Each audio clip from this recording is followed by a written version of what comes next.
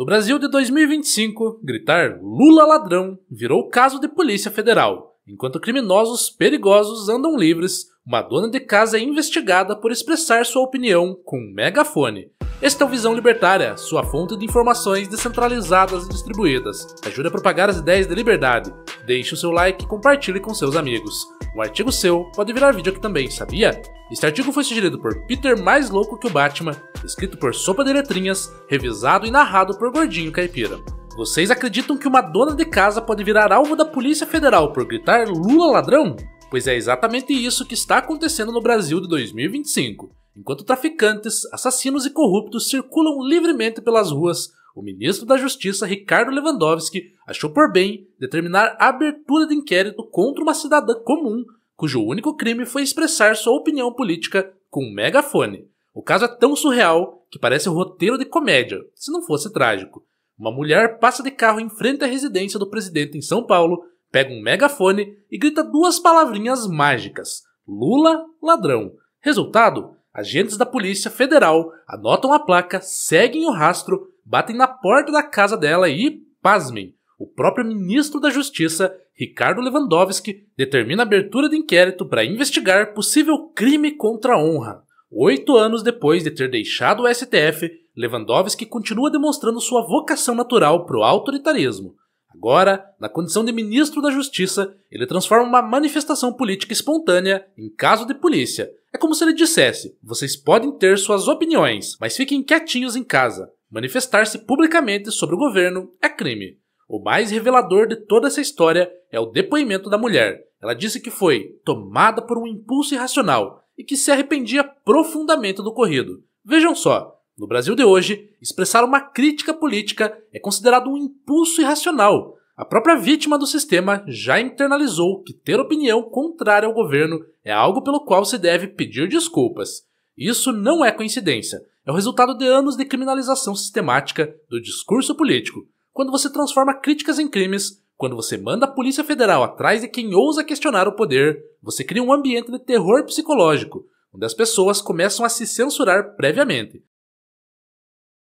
A mulher não cometeu nenhum crime real, não agrediu ninguém, não destruiu propriedade alheia, não ameaçou violência. Simplesmente expressou, em 2 palavras, sua opinião sobre o presidente da República. Mas no Brasil kafkiano de Lula e Lewandowski, isso é suficiente para mobilizar a máquina estatal de perseguição. Aqui, chegamos ao ponto central da farsa jurídica. O Código Penal brasileiro estabelece penas mais severas para crimes contra a honra quando cometidos contra o presidente da República.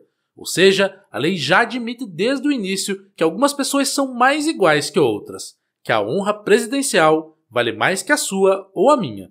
Mas vamos aos fatos. Onde está o crime? A mulher chamou Lula de ladrão. Será que isso é calúnia? Acusação falsa de crime? Bem, considerando que Lula foi condenado em primeira e segunda instância por corrupção e lavagem de dinheiro, tendo sido beneficiado apenas por decisões posteriores do STF, não parece exatamente uma acusação falsa, não é mesmo? Será difamação? Atribuir fato ofensivo à reputação? Ora, estamos falando de um político que governou durante o maior escândalo de corrupção da história brasileira, o Petrolão. Falar sobre corrupção no contexto Lula é como falar sobre água no contexto oceano. Resta a injúria, ofensa à dignidade pessoal. Mas aqui temos um problema conceitual. Políticos, especialmente presidentes, são figuras públicas, que por definição estão sujeitos ao escrutínio e à crítica popular. Em qualquer democracia minimamente funcional, chamar um político de ladrão é parte do debate público normal. Agora, vamos fazer um exercício de memória. Quantas vezes, durante o governo Bolsonaro, artistas, intelectuais, jornalistas e militantes de esquerda chamaram o então presidente de genocida, fascista e assassino? Quantos inquéritos foram abertos? Quantos mandados de busca e apreensão foram expedidos? A resposta é 0. Nenhum. Nada. Na época, isso era liberdade de expressão, direito de crítica, resistência democrática. Aparentemente, só existe crime contra a honra quando a vítima é de esquerda. Quando é de direita, pode chamar do que quiser, que tá tudo liberado.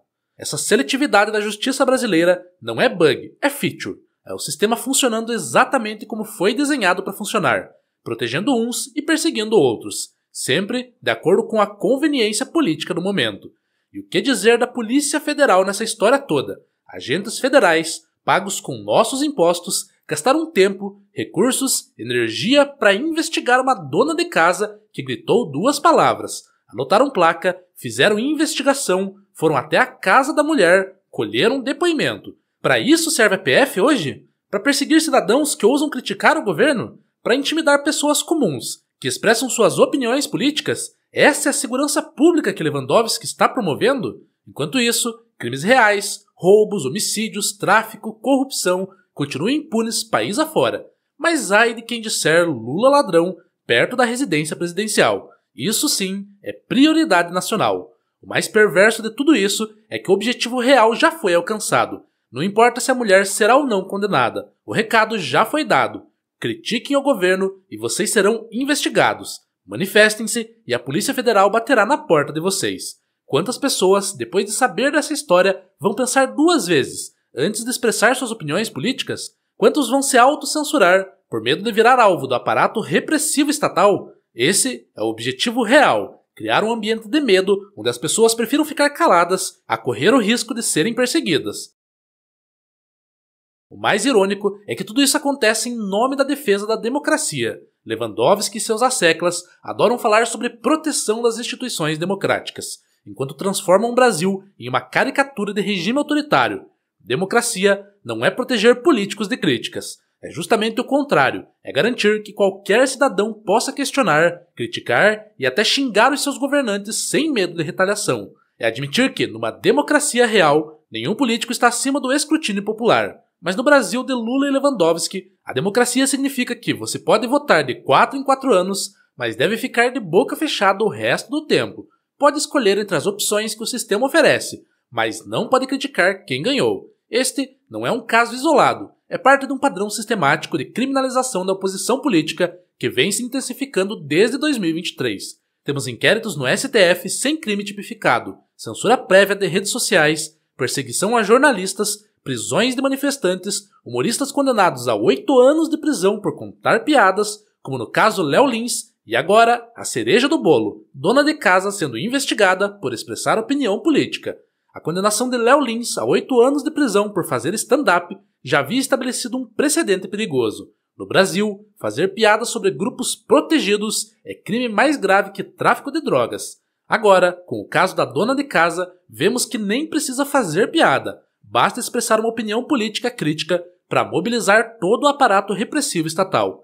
Cada caso isolado pode parecer exagero, mas o conjunto revela uma estratégia clara: intimidar, silenciar e controlar o debate público. É a construção meticulosa de um ambiente onde apenas uma narrativa é permitida e qualquer dissidência é tratada como crime. A liberdade de expressão não é um presente do governo, é um direito natural, inalienável, que existe independente do que qualquer lei diga. E esse direito inclui, necessariamente, o direito de ofender, de criticar duramente, de usar linguagem forte contra figuras públicas.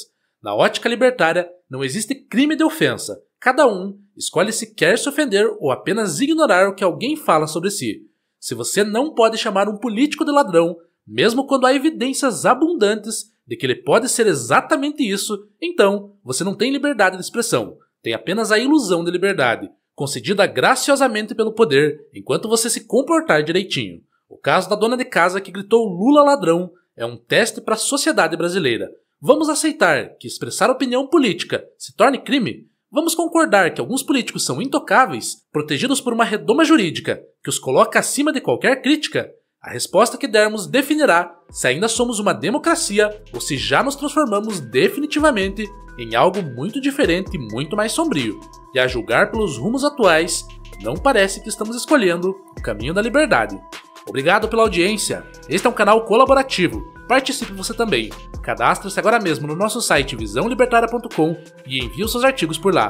Os colaboradores recebem recompensas em Bitcoin. Inscreva-se no canal e clique no botão da campainha para ser avisado de novos vídeos. Até a próxima!